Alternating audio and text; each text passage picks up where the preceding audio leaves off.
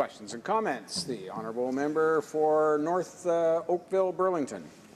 Thank you, Mr. Speaker. And I'd like to first thank the member for Mississauga Lakeshore for his advocacy and commitment to gender equality and for his vision to bring forward this private member's bill. I would love it if we had 52 weeks a year that were gender equality weeks. But having said that, I think it's a wonderful initiative to bring this forward so that we do have a week where we can raise awareness about some of the issues that we need to address in our society.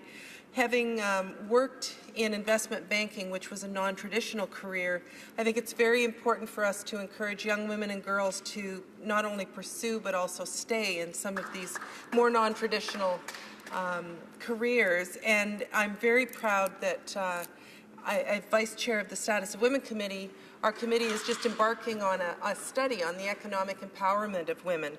So I wonder if the honourable member could speak to not only this is a wonderful initiative to recognize the importance of gender equality, but also the economic benefits of gender equality in our society. The honourable member for Mississauga Lakeshore.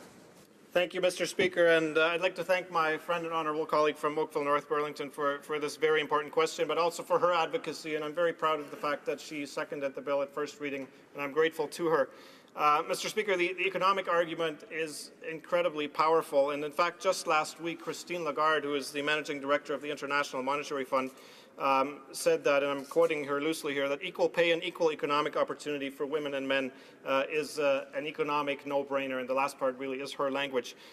She said that it's good for growth, it's good for diversification of the economy, and it's good for reducing inequality, and from a micro point of view, also good for the bottom line of companies. And that really, Mr. Speaker, is the way that we can bring men who traditionally have dominated the sector that my honourable colleague was part of into the equation. If we look to other institutions like UBS Management and the McKinsey Global Institute, if we look at this globally, the economic loss, or depending on which way you look at the economic output gain that would increase if we had gender equality, pay equity tomorrow, would be in the trillions of dollars, somewhere in the neighborhood of 10 trillion.